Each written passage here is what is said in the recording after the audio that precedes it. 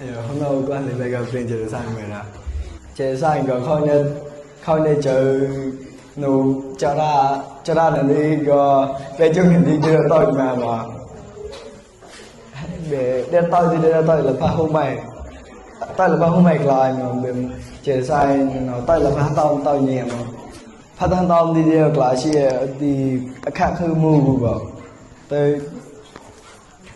phần tông chơi sang bay cho bay đi một này vừa một đình mỗi hướng nhà này một chơi là sang khoan một này vừa ra chạy về cái nhà phần tông này là xin này xin khá ghê mù lại khăn lập hàng mù thì con này chơi đông không chơi một lại mà cái cái chơi sai được là xin này xin đi chơi sai bờ là xin này xin lại mà chơi sai mạng thì mình công này bộ công này chơi sai mạng để hai xin đi công này tại mù bờ mình claim nào được làm phải cái nào làm gì hay công này để tôi cho họ ta nhẹ chơi sai mạng thì nhớ chơi ô cha hơn khi nào đấy sẽ có rau ao ra một cha ta ngon nhỉ giờ nó là có chơi đi sai phải là mòn rồi chơi đi sai có để tao mòn đó lại thư cọt đó này để tao mòn còn đó chơi đi sai niệm chơi cao rồi chơi đi sai niệm 3 cao đó chơi đi sai Africa có chơi đi sai Asia đó chơi đi sai tao có tao era cọp một tao đó để tao bấm để tao lại chia nè chơi đi sai tao có để tao chia phiên sát ra chan bấm một làng đó chơi đi sai bồi tao lại chia nè tao chơi đi sai mặc tao có bằng rong món con để tao lại bấm một làng đó để tao chia nè một ngô ti pon chu son kilo tụt cơ cho pon chu kilo ra giờ ra hôm có bằng tí pon chu bằng tụt chặt có trăm chu bằng ra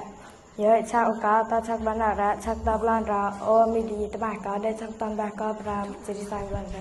đấy nó cái họ mà rồi chỉ cái sai ngõ nó rồi tập bong nè rồi nó gọi để tôi phọc mà quên là vô tôi khai để tôi có qua xây cho ba mà nè để tôi món rồi ra rồi sau cái trang cái nào cả mà chơi để tôi vô hồi con nhai rồi thua bò ta cho thua ba nan thua bò ta cho được ba nan rồi dù có tôi chạm để tôi mẹ tao đây tôi nó còn gì tôi chạm thiếu tôi dù là tôi nói để tôi chạm lái xe cái nạ để tôi chỉ cái bự cả tôi ngoài tôi nhé để tôi có hà lôi này để tôi group ba lo đó hà lôi này tôi có chỉ cái sai mùa có hà lôi này tôi group có muốn đi cho tôi máy bắt sợ cha nó máy bắt xong cho km cha nó thua chan chỗ đó chỉ cái sai gọi để tôi hồ của để tôi cha nó một lon cho tôi 3 lon á chỉ cái sai bự cả chỉ cái sai mà gọi để tôi group qua mà chỉ cái sai bự cả cao tôi có dài tôi xa mà để tôi có tôi muốn đi rồi thua con chưa xong máy trả nó thua con như xong máy trả nó xong chưa đã để tôi lái xe cái nào đây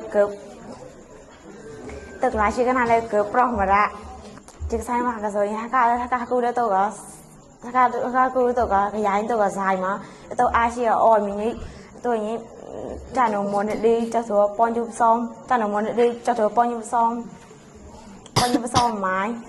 thua con chụp máy đó của có tôm ba ban đầu đó rồi mới say cha để chắc không nó còn đó vậy ở du cho tí sao cậu này món mua tao ma pon thì coi ba tao ma soi mì ta tôi tí pon tao ma rau thì coi hai chan tao ma ba bì tôi thấy vậy tao đi sang cậu này món châu nam thì coi cho soi nam tôi thấy dài tao đi sang mà tía dài để nào món một lon chi cháu kilo tôi đi sang bòi tía dài để nào món một lon 3 cho rau kilo tôi thì sang tao đi sang rìa cậu này món một lon cho pon ta xi măng khét tôi thì một ba đã tao đi sang cái rìa ra hôm tí để rìa hắn nó coi để một cái từ sau đó là cha nó tan cái để được mà cậu tôi thì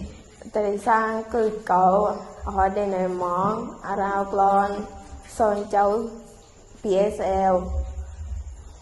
tôi tí xúc bàn tây sang cậu tây sang bỏi cái tây sang mà cậu tâm gặp với vai là tí tây sang mà cậu xúc bàn đây này món tây sang bỏi có xúc bàn như mưa bỏi trong còn mới đã bay món tôi để tôi đây cậu tụi món tôi tí tây sang mà cậu những cái xúc bàn đây cậu món số ban đi chê một tí đây có thọ đọt mà ra những cái số ban đã ôn món số ban đi chê một tí đây có giờ làm ra giờ cho nào ra mình đi vào làm coi bữa sáng xem bắt đầu từ đây sang có sao như ở tại đây có số ra